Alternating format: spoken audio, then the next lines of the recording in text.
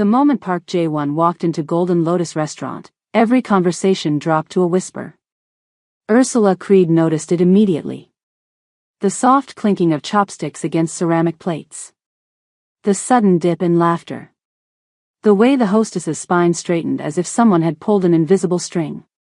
She had worked here 3 years. She knew what power looked like when it entered a room. But this was different. This wasn't a celebrity or a politician. This was something else entirely. The man wore a charcoal silk suit that probably cost more than her monthly rent. His face revealed nothing. Not warmth. Not cruelty. Just control. Like someone who had stopped needing to prove anything a long time ago. Behind him walked 4 men. They scanned the room the way security guards do, looking for threats, exits, problems. Their movements were too casual to be casual. And then his eyes landed on her. Just for a second. Just a flicker. He looked at her the way someone looks at furniture. Present. Unimportant. Beneath notice. Ursula had seen that look before. She knew what it meant. What Park Jae-won didn't know, what he couldn't possibly know, was that Ursula had spent the last 3 years waiting for this exact moment. And in her apron pocket sat a letter that could shatter everything he had built. But first, he was about to make a terrible mistake. Now, before we go any further, I need to ask you something real quick. If you've ever felt overlooked. If you've ever had someone look through you like you didn't exist. If you've ever been underestimated because of how you look, where you come from, or what people assumed about you. This story is for you.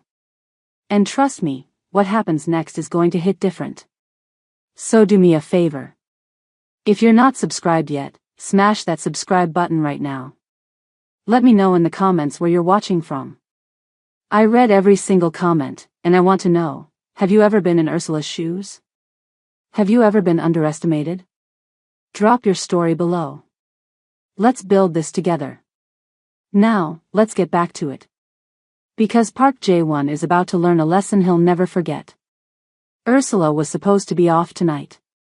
Her daughter Mina had a cold.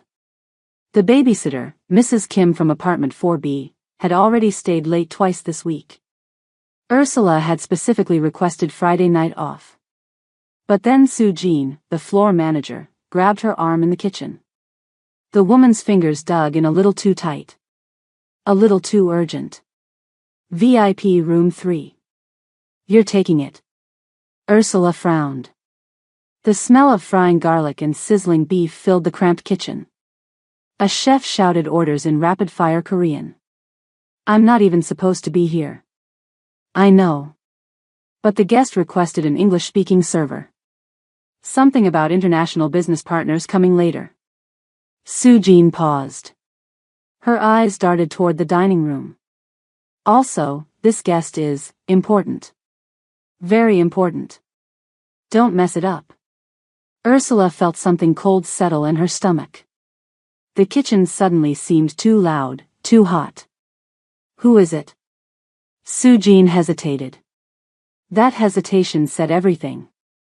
Just smile. Take the order. Don't speak unless spoken to. And whatever you do, don't make eye contact for too long. Ursula watched Soo-jin walk away. Her hand drifted unconsciously to her apron pocket. Inside, folded and worn at the edges from years of waiting, sat an envelope. The paper had yellowed slightly. The ink had faded. But the words inside remained sharp as the day they were written. She had carried it every shift for 3 years. Tonight, she finally understood why. The VIP room was private. Soundproofed walls. No windows. A single long table with seating for 8. Park Jae-won sat at the head. 4 men flanked him, 2 on each side. They had removed their jackets. Ursula noticed the careful way they positioned themselves. Always facing the door. Always watching. One man's sleeve rode up slightly. The holster under his arm wasn't visible, but Ursula knew it was there. She entered with menus. Head slightly bowed. Professional. Her heart hammered against her ribs, but her hands remained steady. Years of practice. Good evening. Welcome to Golden Lotus. My name is Ursula, and I'll be serving you tonight. May I start you with something to drink? Silence. Jae-won didn't look at her. He was reading something on his phone. The blue light illuminated his face in the dimly lit room. One of his men, younger, sharp jawline, expensive watch, smirked. Then Jae-won spoke. But not to her. He spoke to his men. In Korean. Look at this. They send a foreigner to serve us. He still didn't look up. I suppose proper service is too much to ask. The men chuckled. A quiet, dangerous sound. Ursula's expression didn't change. Not even a flicker. Not even a blink. Because here's the thing about Ursula Creed. She had lived in Seoul for 12 years. She had been raised by a Korean grandmother. She spoke Korean more fluently than some of the men at this table. And she understood every single word. The younger man, Ursula would later learn his name was Kwon Tae-sung, leaned back in his chair. His chair creaked slightly. His watch caught the light as he gestured toward her. In Korean, he said, she's kind of pretty for a foreigner. Tall. Nice figure. He grinned. Think she understands anything we're saying? Another man laughed. Not a chance. Look at her. Completely clueless. Jae-won finally looked up. His eyes met Ursula's for exactly 2 seconds. Cold. Calculating. Assessing. Then he spoke slowly, deliberately, in Korean. Let's have some fun with this. Order in Korean. Make her confused. It'll be entertaining. Ursula felt her pulse quicken. Not from fear. From anticipation. Because Park Jae-won had just sealed his own fate. He turned to her and spoke in heavily accented English, as if she were a child. We want food. You understand? Food? She smiled politely. A customer service smile that never reached her eyes. Of course, sir. Take your time with the menu. She stepped back. Hands folded. Face neutral. Inside her pocket, Grandma Yoon's letter felt heavier than ever. The first lesson here? Never underestimate someone based on appearance. Park Jae-won saw a black woman in a service uniform and made instant assumptions. He didn't ask questions. He didn't consider possibilities. He simply decided she was beneath him. This happens every day. In job interviews. In classrooms. In restaurants. And every single day, someone like Ursula is watching. Waiting. Understanding everything. The clock on the wall ticked toward disaster. Jae-won's men continued their game, unaware that every word, every laugh, every dismissive glance was being recorded, processed, and stored. Because underestimation? That's a weapon too. And Ursula Creed was about to use it. The next 30 minutes became a performance. Park Jae-won leaned back in his leather chair, eyes glittering with amusement. The private room hummed with the sound of expensive men enjoying their power. Ice clinked in whiskey glasses. The smell of grilled meat and money filled the air. Let's make this interesting, Jae-won said in Korean, his voice low and smooth like expensive liquor. Order the most obscure dishes. Use dialect. See if she understands anything. The men nodded, exchanging smiles like boys planning a prank. Tae-sung went first. He used Busan dialect, harsh consonants, slurred endings, the kind even many Koreans struggle to understand.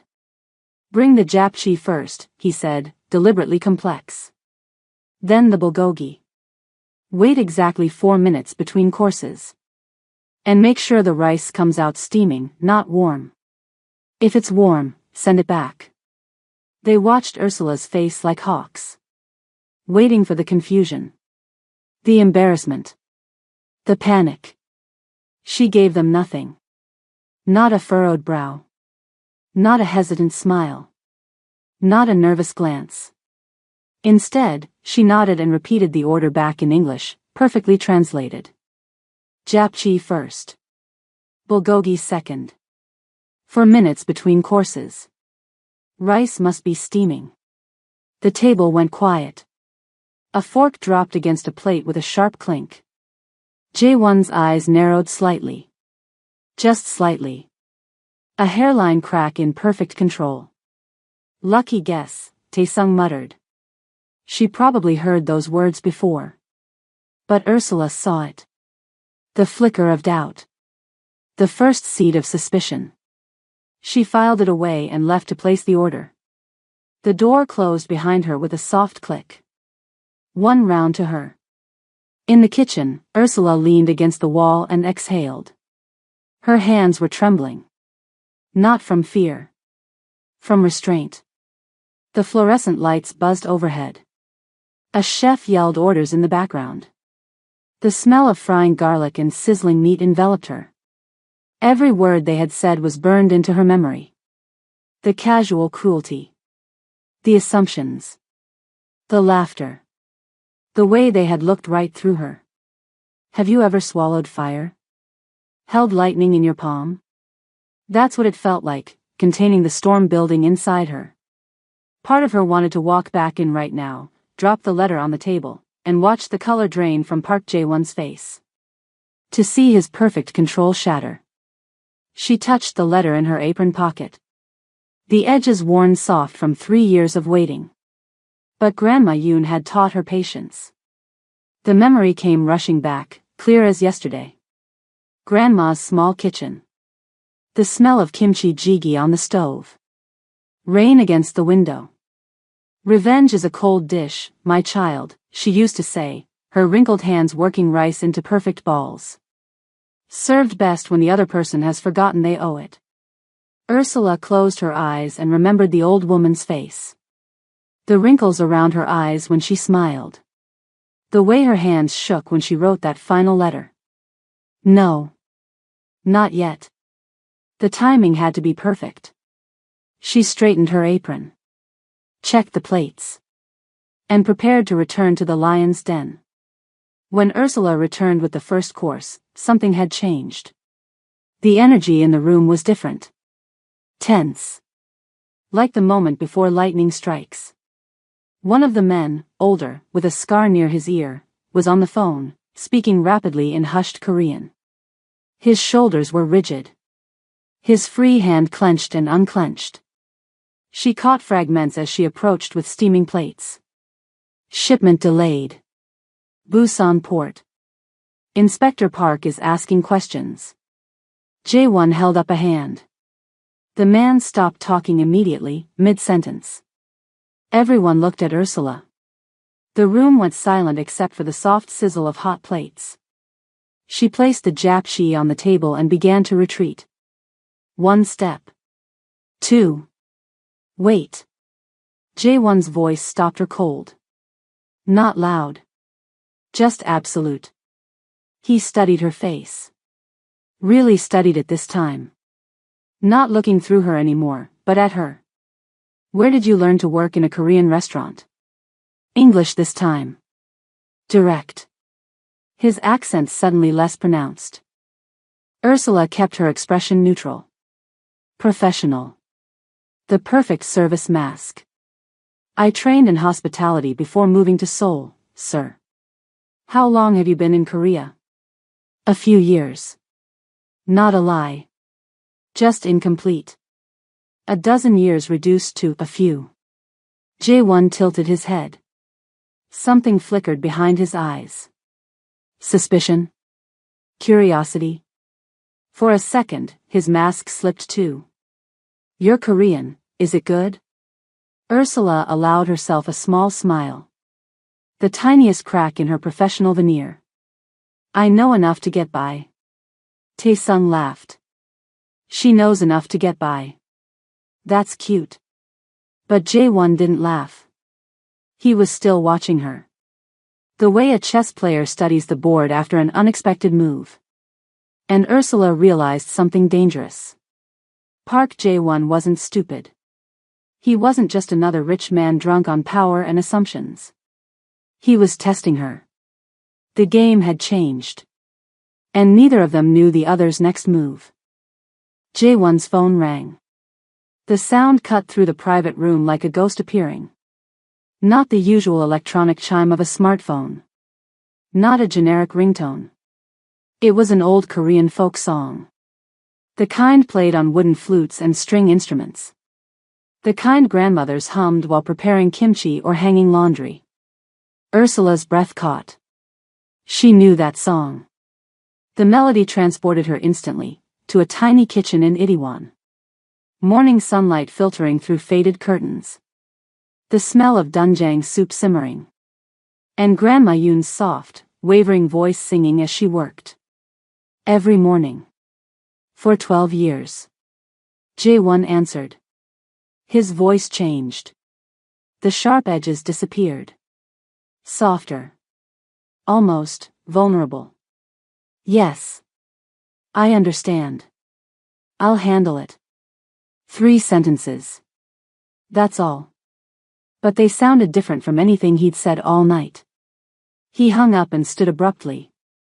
The chair scraped against the floor. I need 5 minutes, he told his men. Then he walked out of the VIP room without another word. His men exchanged glances. Tae-sung rolled his eyes. His mother's memorial is next week. He always gets like this. Another man, older, with a scar near his temple, shook his head. Not his mother. The old woman who raised him. The one in Itaewon. Ursula's heart stopped. Time seemed to freeze. They were talking about Grandma Yoon. They were talking about her grandmother. Ursula stepped out of the room under the pretense of checking on the next course. Her mind raced. Her heart hammered. That ringtone. That song. The old woman in Itaewon. It couldn't be coincidence. She found Jae-won standing in the hallway, staring at his phone. Not using it. Just staring at the blank screen, as if looking for answers in the dark glass. His face was different now. Unguarded. Tired. The lines around his mouth deeper. His shoulders slightly hunched. For a moment, he didn't look like a crime boss. He didn't look like the man who had mocked her, who controlled a room with his mere presence. He looked like a lost boy who had run too far to ever find his way home. Then he noticed her. The transformation was instant. Like a mask sliding back into place. His spine straightened. His jaw tightened. His eyes hardened. What are you looking at? His tone was ice again. The vulnerability gone as if it had never existed. Ursula bowed slightly. Apologies, sir. I was just heading to the kitchen. She walked past him. The hallway felt too narrow. Too close. Their shoulders almost brushed. But something made her stop. Maybe it was the song still echoing in her ears. Maybe it was 12 years of watching Grandma Yoon sit by the window every night, waiting for someone who never came. Ursula spoke without turning around. The words came from somewhere deep and true. Grief doesn't get lighter with time. It just gets quieter. She kept walking. One foot in front of the other. Steady. Controlled. Behind her, she heard Jae-won's sharp intake of breath. A tiny sound, like someone touched an unexpected wound. But she didn't look back. When Jae-won returned to the VIP room, something had shifted. The mocking was gone. The casual cruelty. The dismissive glances. Now, he was watching Ursula differently. Every time she entered with a new dish. Every time she spoke. Every movement tracked and analyzed. His eyes followed her like she was a puzzle with missing pieces. Tae-sung noticed. He leaned forward, voice lowered. Boss? Everything okay? Jae-won was quiet for a long moment. The silence stretched. Uncomfortable. Loaded. Then, find out who she is. Tae-sung blinked. The waitress? Don't question me. Just do it. The words were soft but carried the weight of an order that couldn't be refused. Tae-sung nodded once. He pulled out his phone and began typing rapidly. Across the room, Ursula delivered the final course with steady hands. Sizzling beef. Steaming rice. Perfect presentation. But inside, she felt the clock ticking. The way Jae-won watched her now. The phone call. The investigation beginning. Her window was closing. Whatever she was going to do, she needed to do it soon. You know what's interesting about grief? It strips away everything false. The power. The position. The persona we show the world. For just a moment in that hallway, Ursula saw past the silk suit and the intimidating presence. She saw a man still carrying wounds from 20 years ago. It doesn't excuse what he'd done. It doesn't make the mockery okay. But it reminds us, everyone is fighting battles we know nothing about. Even the people who seem untouchable. That old Korean folk song was more than music. It was a connection to the past. A thread running between them that neither fully understood. And sometimes, a single thread can unravel everything. Tae-sung worked fast. His fingers flew across his phone screen, the blue light casting shadows on his sharp features. For all his arrogance, he was efficient, a digital bloodhound who knew how to follow a scent. Within 20 minutes, he had accessed restaurant employee records, cross-referenced social media profiles, and made 2 hushed phone calls that involved more listening than speaking. The other men ate in silence. Forks scraping against plates. Glasses clinking. But the light-hearted mockery from earlier had evaporated like morning dew. Tae-sung's expression changed subtly. His eyebrows lifted. His lips parted. He found something. He slid his phone across the table to Jae-won. Ursula Creed. American citizen. Moved to Korea at 11 years old. Raised in Itaewon until she was 23. Jae-won's expression didn't change. Not a flicker. Not a twitch. But his jaw tightened. The tiniest muscle movement. Like a fault line shifting before an earthquake. Itaewon. The word hung in the air. Heavy with unspoken meaning. Yes, boss. She lived there for 12 years. Tae-sung paused, knowing he was delivering news that mattered but not understanding why. There's more. She was listed as the emergency contact for an elderly woman. Yoon Sun-hee. The room went silent. Not the comfortable silence of men enjoying a meal. The silence of oxygen being sucked from the room. The silence before something breaks. Jae-won's hand gripped the edge of the table so hard his knuckles turned white. The veins in his wrist stood out like rivers on a map. Get out. The men looked at each other. Confused. Uncertain. All of you. Get out. Now. They scrambled to obey. Chairs scraping. Napkins dropped. No questions asked. In 30 seconds, Jae-won was alone. And for the first time in 20 years, Park Jae-won felt fear. Not the calculating caution that had kept him alive in a dangerous world. Real fear. The kind that tastes like copper and feels like ice in your veins. Ursula was in the kitchen when the 4 men walked out of VIP room 3. She noticed immediately. The abrupt exit. The tense shoulders.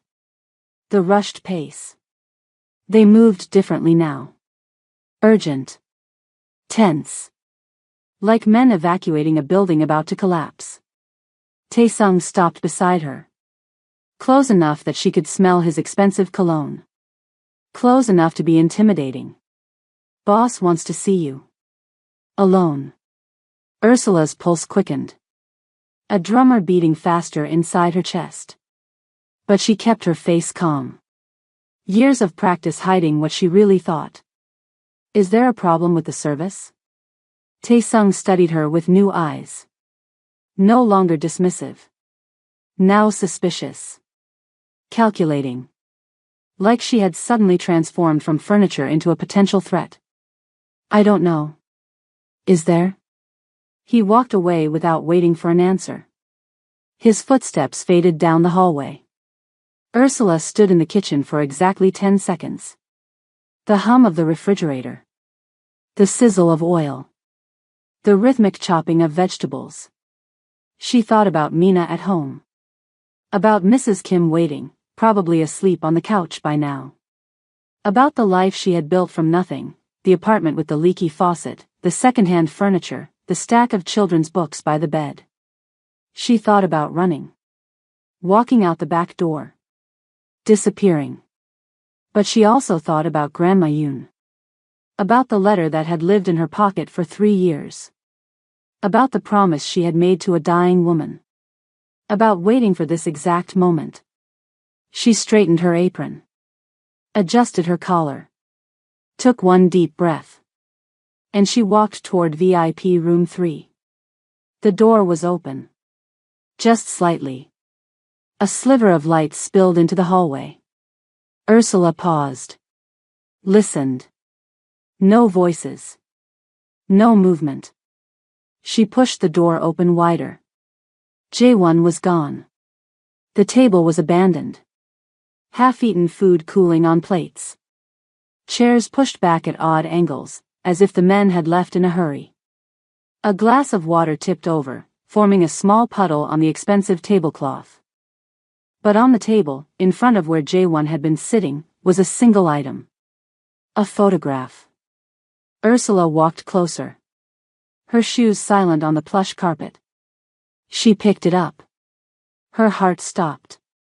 It was a photo of Grandma Yoon's apartment building. Not old. Recent. Maybe taken in the last week. The familiar peeling green paint. The potted plants on the balconies. The laundry hanging to dry. And written on the back, in neat, precise handwriting she somehow knew was Jaewon's. I should have come home.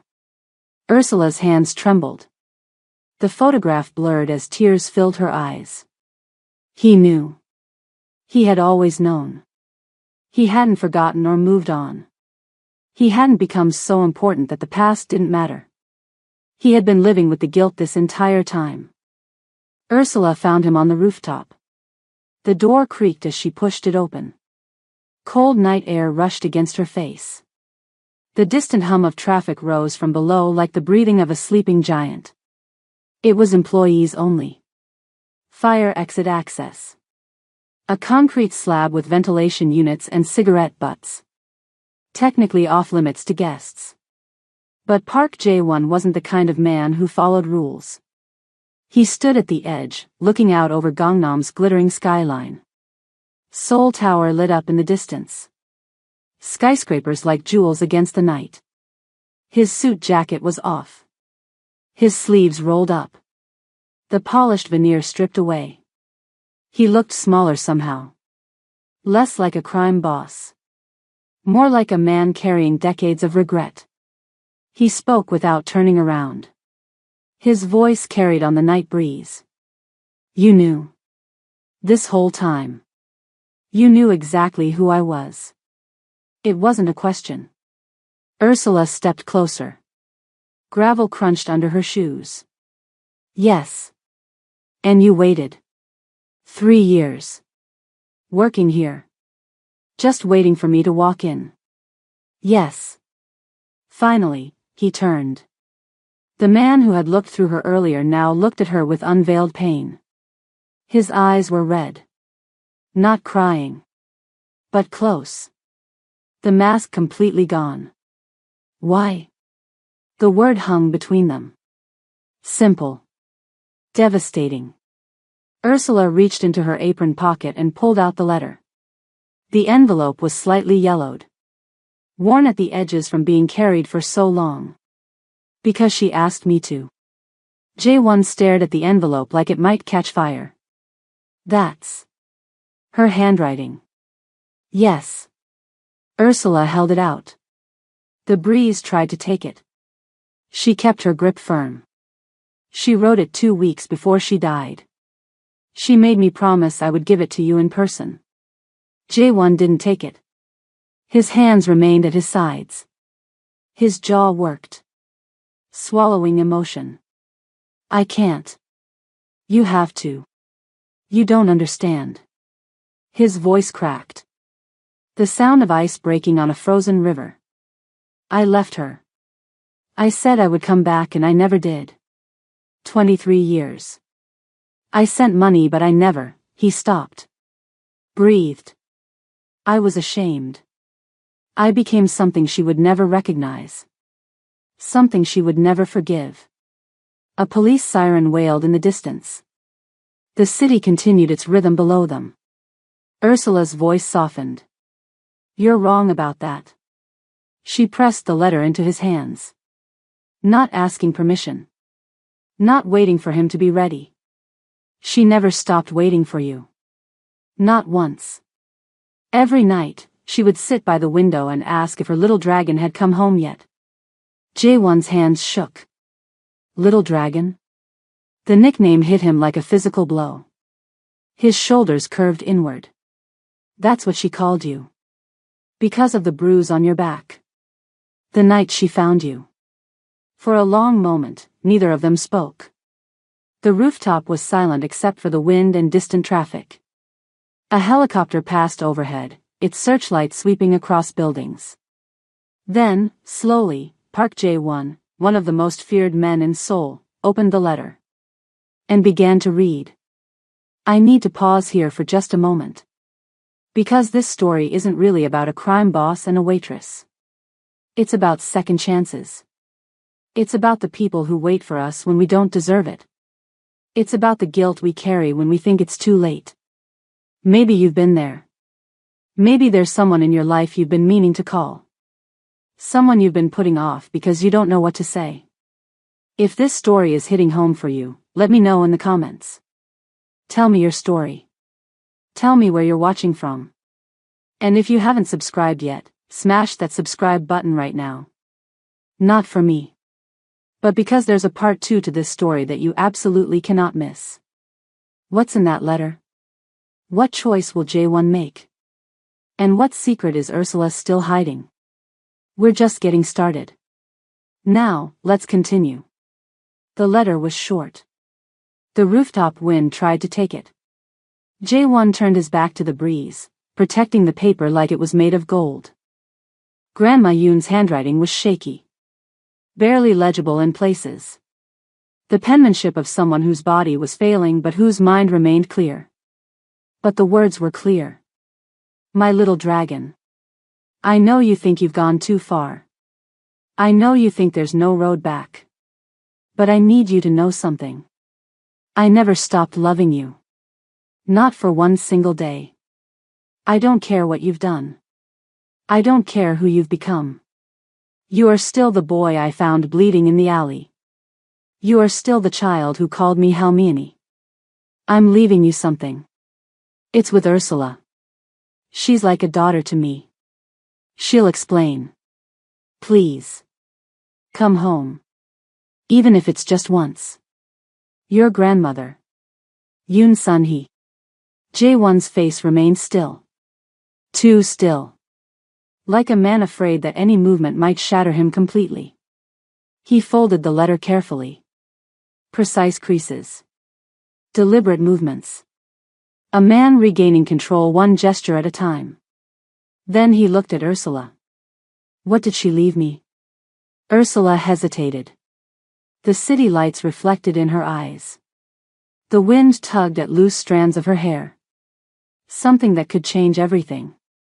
But I need to know something first. What? The man in that room tonight. The one who mocked me. Who assumed I was nothing. She stepped closer. Not intimidated anymore. Equal ground. Is that who you really are? Or is that a mask? Jaewon was silent for a long time. The question hung between them. More than words. A choice. Then, I don't know anymore. 3 words. Honest in a way nothing else had been. The admission seemed to surprise him as much as her. The rooftop fell silent again. But something had shifted between them. The waitress and the crime boss were gone. Now it was just Ursula and J1. 2 orphans raised by the same grandmother. Standing on a rooftop with a city below and stars above. And a choice to make. The night air was cold. Sol and Autumn had teeth, a sharp bite that found its way through clothing. Ursula pulled her cardigan tighter and sat on an old crate near the rooftop edge. The metal ventilation units hummed behind them. A neon sign from the building across the street cast everything in a soft red glow. Grandma Yoon saved my life, she said quietly. I was 11. Abandoned.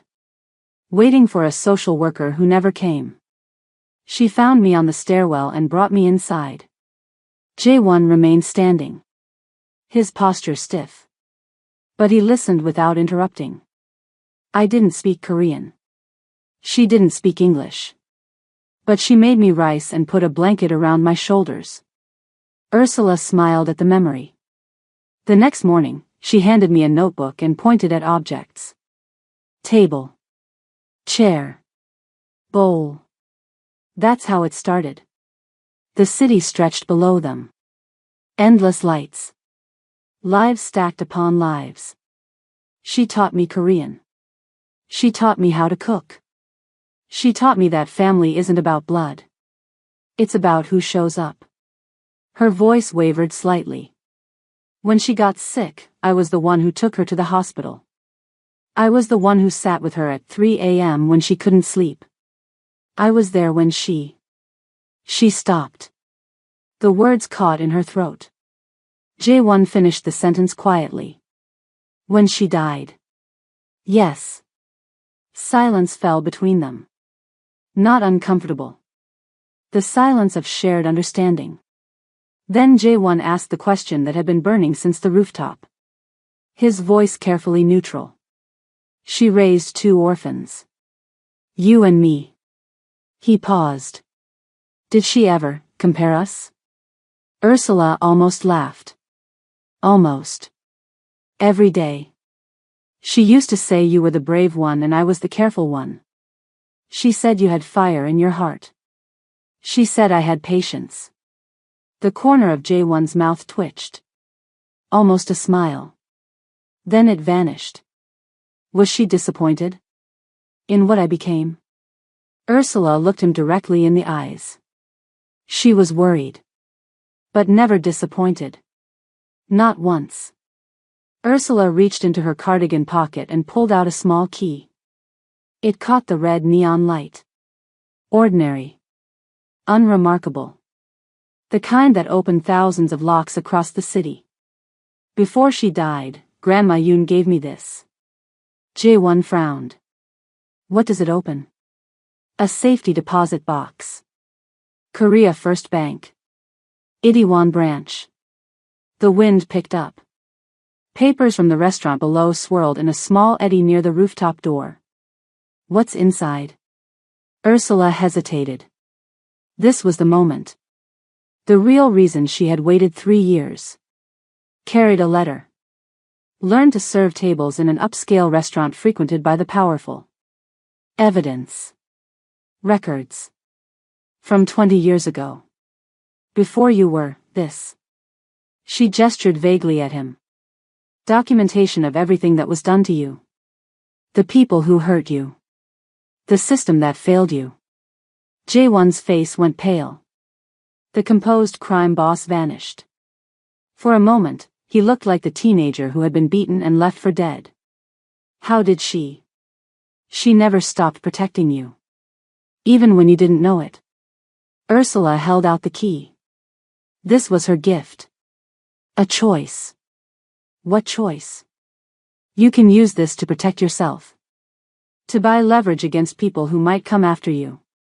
Or. She paused. You can use it to finally tell the truth.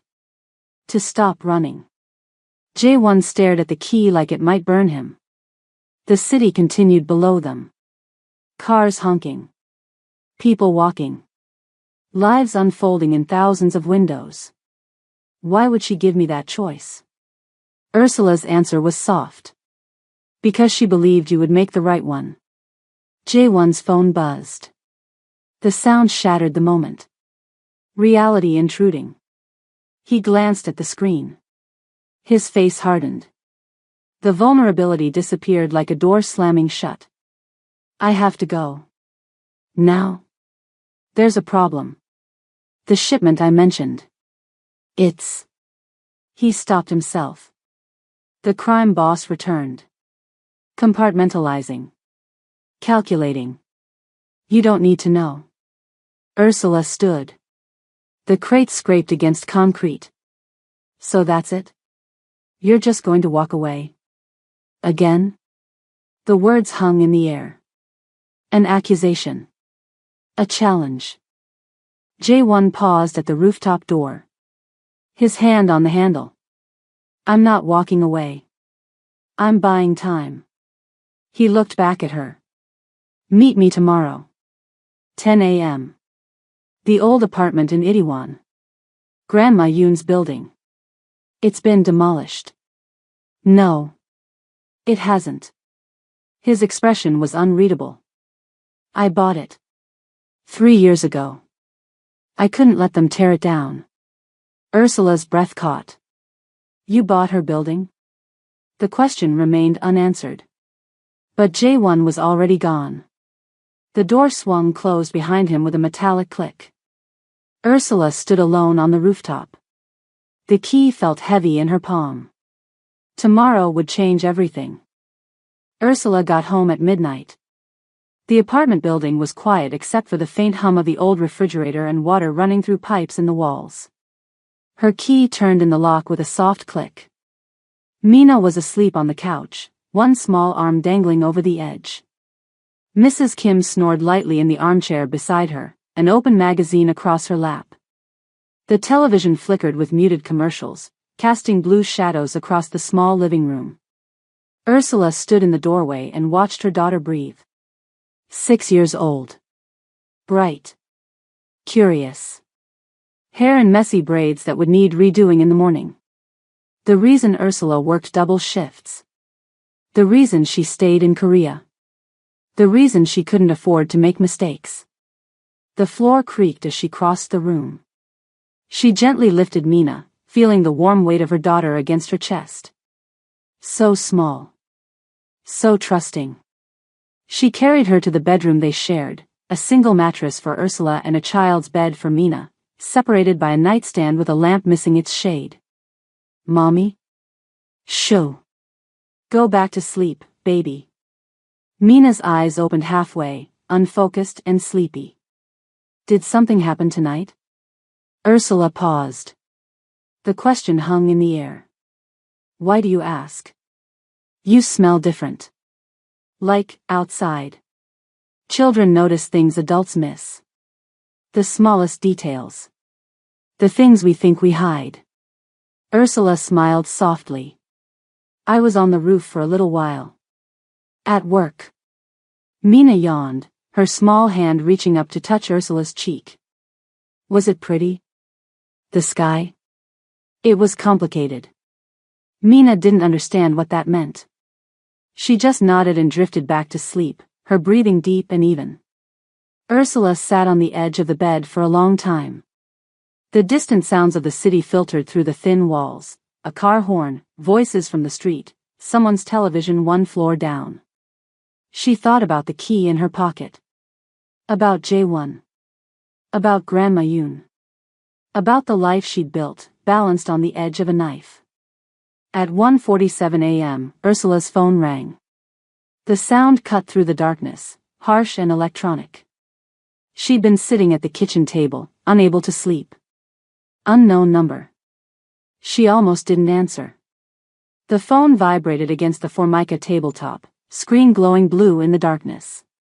Outside, rain had started to fall, pattering against the window in irregular beats. But something made her pick up. Hello? Silence on the other end. Just breathing. Then a male voice. Not Jaewon. Younger. Cold. Ursula Creed. A statement, not a question. Her name in a stranger's mouth. Who is this? You had a conversation tonight. With someone important. That conversation concerned certain people. Ursula's blood ran cold. She glanced toward the bedroom where Mina slept. I don't know what you're talking about. Don't lie. It's unbecoming. A pause. The sound of traffic in the background. The letter. We know about it. We know what it says. And we know about the key. Ursula's hand tightened on the phone. The plastic case creaked under her grip. What do you want? Tomorrow morning. Before your meeting. We'll be in touch. The line went dead. Ursula sat in the darkness, heart pounding against her ribs like something trying to escape. She looked toward the bedroom door. At her daughter's sleeping face just visible in the strip of light from the street. And she realized, this was no longer just about delivering a message. Someone else was playing this game. And her daughter was now in the crossfire. Ursula didn't sleep that night. The kitchen clock ticked. Pipes knocked in the walls. The refrigerator hummed, then went silent, then hummed again. She sat at the kitchen table with a cup of cold tea, staring at the key in her hand. Small. Ordinary. Heavy with consequence. Rain streaked the windows, distorting the neon signs from the convenience store across the street. She could run. Take Mina. Go back to America. Forget the letter, forget J1, forget all of it. That was the safe choice. The mother's choice. Outside, a siren wailed, then faded. A neighbor's door slammed. The building settled around her. But running meant breaking a promise. The last promise she'd made to the woman who had saved her. Who had given her a home when the world had forgotten she existed. Promise me you'll find him, Ursula. Promise me you'll give him a chance to come home. Grandma Yoon's voice. Clear in her memory. The hospital room. The smell of antiseptic. The rhythmic beeping of machines. Or she could finish what she started. For Grandma Yoon. For the woman who had given her a home when no one else would. By 5 a.m., the rain had stopped. The first gray light of dawn seeped through the windows. And Ursula had made her decision. She called Mrs. Kim. The old woman answered on the fourth ring, voice thick with sleep. I need you to take Mina somewhere safe. Just for today. Don't tell anyone where you're going. There was a pause. Mrs. Kim didn't ask questions. She'd lived long enough to know when questions were dangerous. My sister's place in Incheon? Perfect. I'll bring her over in an hour. Then Ursula got dressed. Black jeans. Comfortable shoes. A jacket with inside pockets. She tucked the key into her bra. The safest place she could think of. And she went to meet her past. The building looked exactly the same. Ursula stood on the street corner at 9:45 a.m., staring at the faded brick facade. Morning sunlight caught the edges of the structure, highlighting cracks that had been there for decades. A convenience store occupied the ground floor now, its bright signs a stark contrast to the weathered building above. But the bones remained. The balcony where Grandma Yoon used to grow vegetables in mismatched pots. The stairwell where Ursula had first been found, clutching a backpack with everything she owned inside. The peeling green paint on the railings that no one had bothered to fix in 20 years. 20 years of memories lived in those walls. She walked inside. The entryway smelled exactly as it had when she was 11. Old wood. Cooking oil that had seeped into the walls from neighbors who were long gone. Something floral that might have been cleaning solution or might have been memory. Her footsteps echoed on the concrete stairs. 3rd floor. The elevator had never worked, not once in all the years she lived here. Apartment 3B. Grandma Yoon's door. Ursula's hand hovered for a moment. Her heart pounding against her ribs. She knocked. 3 short taps. The way she always had. The sound of footsteps inside. A lock turning. The door opened. Park Jae-won stood on the other side. His silk suit replaced by a simple black sweater. His eyes tired but alert. And he wasn't alone. Tae-sung stood behind Jae-won. Along with 2 other men Ursula recognized from the restaurant. The one with the scar near his temple. The one who had laughed the loudest at Jae-won's jokes. Her stomach dropped. Like stepping off a cliff. You set me up. The words came out flat. Cold. A statement, not a question. Jae-won's expression was unreadable. Come inside. We need to talk. About what? About how you're going to take the key and pretend this never happened. It's not what you think. Then explain. A neighbor's door opened down the hall. An elderly man peered out curiously. Jae-won stepped aside. Inside. Now. Before someone sees you. Ursula hesitated. She thought about the phone call. About Mina, safely away with Mrs. Kim. About 3 years of waiting. But she had come too far to stop now. She stepped inside. The apartment was exactly as Grandma Yoon had left it. The worn couch with the crocheted blanket. The small television. The framed photos on the wall, including one of Ursula at her high school graduation. The shrine in the corner with incense still burning, fresh flowers placed before a photograph of Grandma Yoon. The scent of ginger and garlic lingered, as if someone had been cooking her recipes. Ursula's eyes filled with tears she refused to let fall. You preserved it. I couldn't let it go. Jae-won's voice was quiet. She was the only person who ever believed I could be different. Tae-sung cleared his throat. Boss. We don't have much time. Jae-won nodded. Last night, after I left the restaurant, we were followed. Someone knows about the letter. About the key. About the safety deposit box. Ursula's jaw tightened. I know. They called me. Jae-won's eyes widened. They contacted you directly? At 2 a.m. They threatened my daughter. The temperature in the room changed.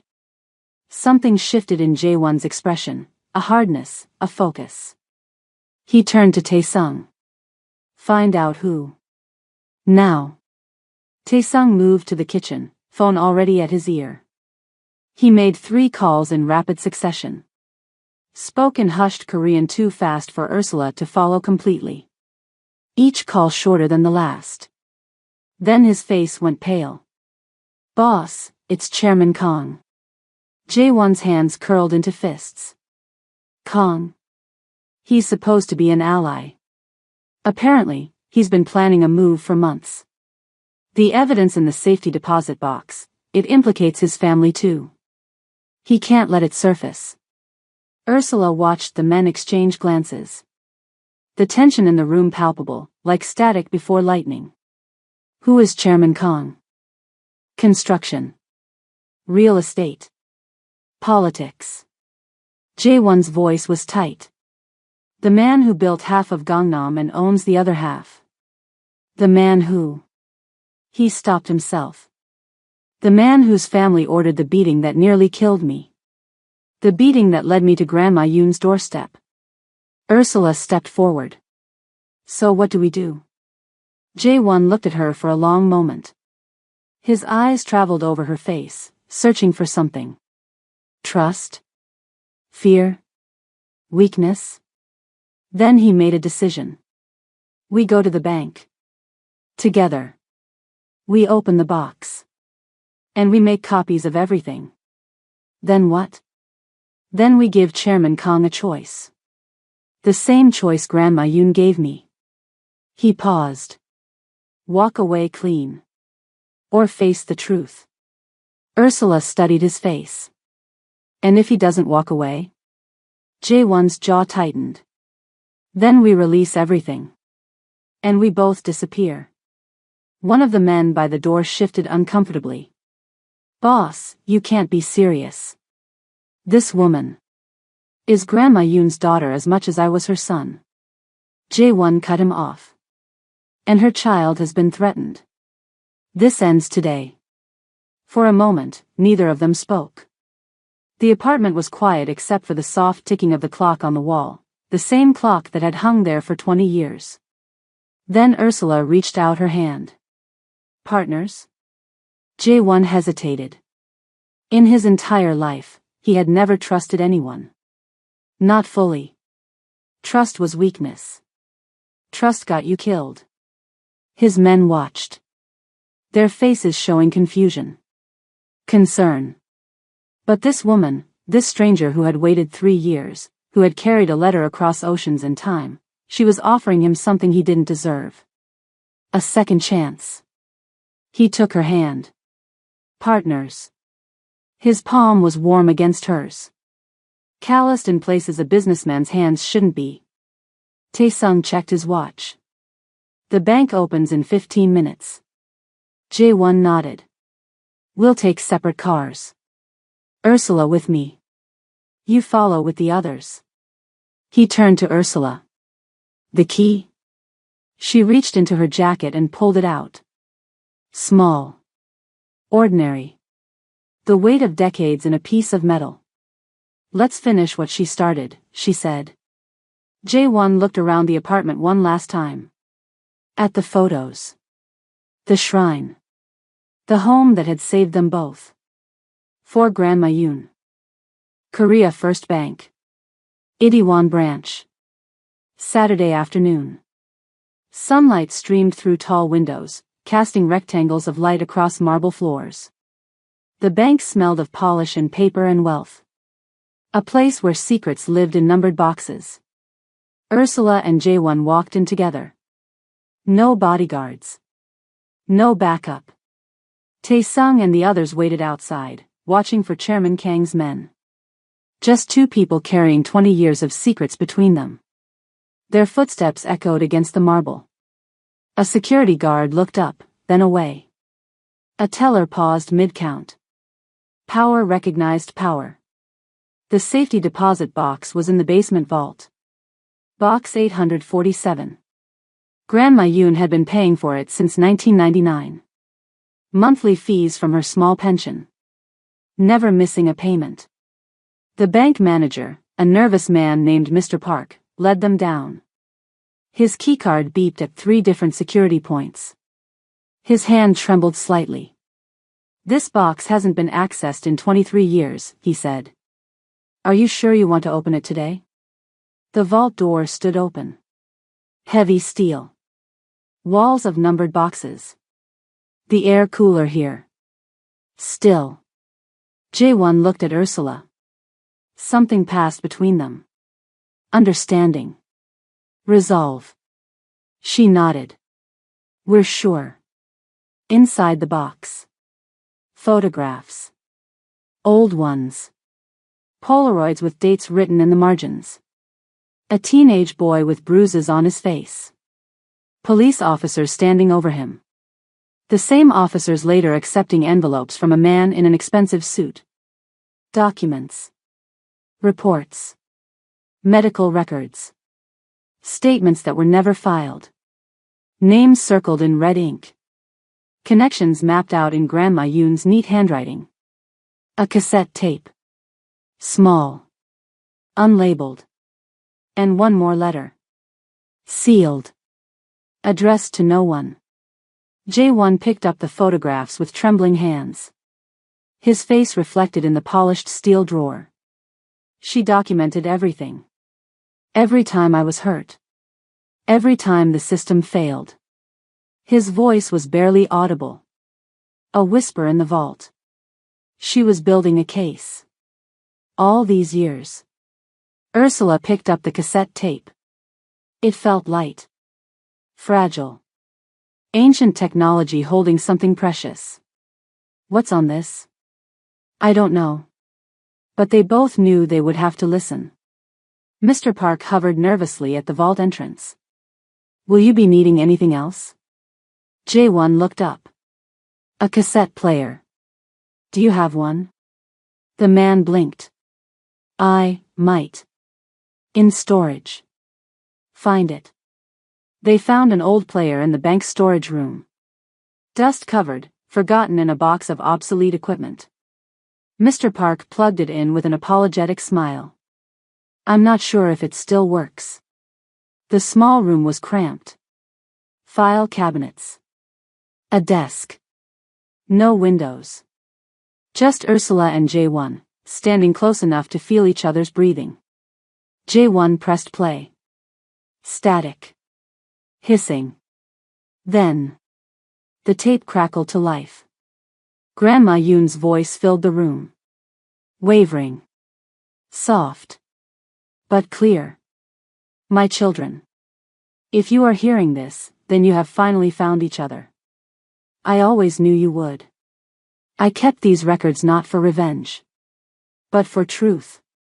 The world told you both that you were worthless. That you would never amount to anything. That you were mistakes. They were wrong. You are my legacy. Both of you. The boy who burned too bright. And the girl who loved too deep. I don't ask you to forget what was done. I only ask you to choose what comes next. Be brave. Be kind. And never stop believing that people can change. I love you. Always. Your grandmother. The tape ended. The whir of the machine stopped. Neither of them spoke for a long time. Outside the storage room, the bank continued its Saturday business. People making deposits. Withdrawals. Lives continuing. Inside, time stood still. Ursula's eyes were wet. Jae-won's jaw worked silently. 2 orphans. 1 grandmother. 23 years apart. And now, a choice.